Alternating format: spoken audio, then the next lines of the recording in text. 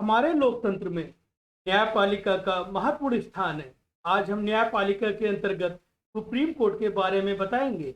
भारतीय संविधान के भाग 5 में अनुच्छेद 124 से अनुच्छेद 147 तक सुप्रीम कोर्ट का उल्लेख है।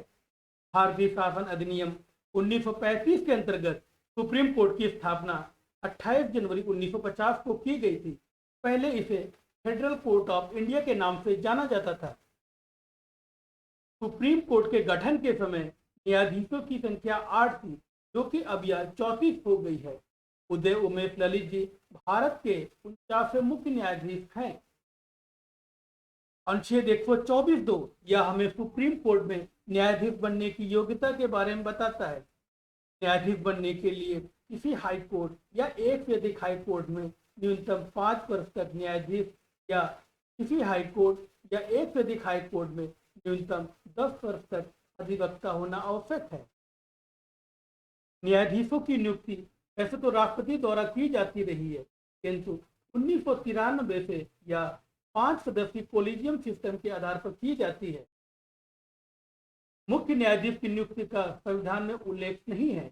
परंपरा के अनुसार सुप्रीम कोर्ट के वरिष्ठ न्यायाधीश को मुख्य न्यायाधीश बनाया जाता है, किंतु 2 बार इस परंपरा का उल्लंघन किया गया। 1973 में जस्टिस अजीत नाथ रे और 1977 में जस्टिस हमीदुल्ला बेग को मुख्य न्यायाधीश बनाया गया, जो कि बहुत ही जूनियर न्यायाधीश थे। अनुच्छेद 124(4) सुप्रीम कोर्ट के जजों को हटाने, महाभियोग, इम्पीचमेंट के बारे में बताता है।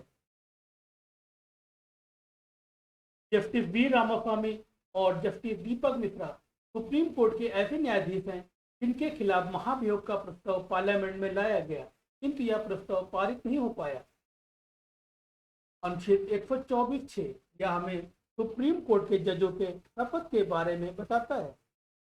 अनुच्छेद 125 सुप्रीम कोर्ट के जजों का वेतन भारत की संचित निधि से दिया जाता है। अनुच्छेद 126 मुख्य न्यायाधीश का पद अगर किसी कारणवश रिक्त रहता है अथवा मुख्य न्यायाधीश अपने पद के कर्तव्यों का पालन करने में असमर्थ होता है, तो राष्ट्रपति न्यायालय के किसी अन्य न्यायाधीश को कार्यकारी मुख्य न्यायाधीश नियुक्त कर देता है।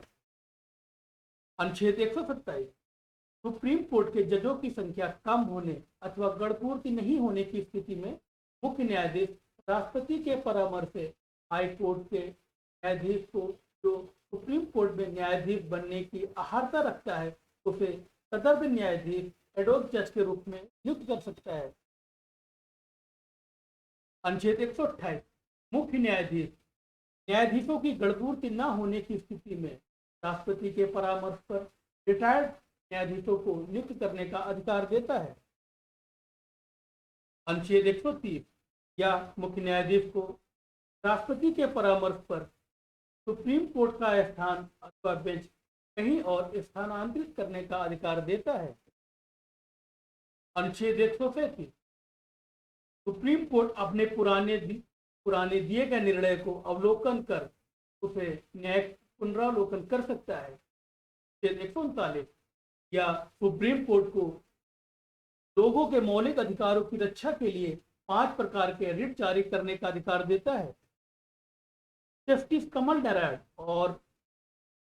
नारायण सबसे कम समय तक मुख्य न्यायाधीश रहे हैं, जबकि जस्टिस वाई.वी. चंद्रचूड़ सबसे अधिक समय तक मुख्य न्यायाधीश रहेंगे। सुप्रीम कोर्ट के मुख्य न्यायाधीश के सुब्बा राव और न्यायाधीश वी.आर. कृष्णन अय्यर राष्ट्रपति का चुनाव लड़ चुके हैं। के.एफ. हेगड़े एकमात्र ऐसे जज हैं जो जज बनने से पहले राज्यसभा के मेंबर थे।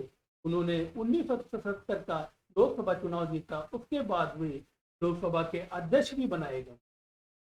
पी सदाशिवम एक ऐसे न्यायाधीश रहे हैं जो केरल राज्य में राज्यपाल के पद पर रहे हैं। आशा है आपको सभी जानकारी पसंद आई होगी। धन्यवाद।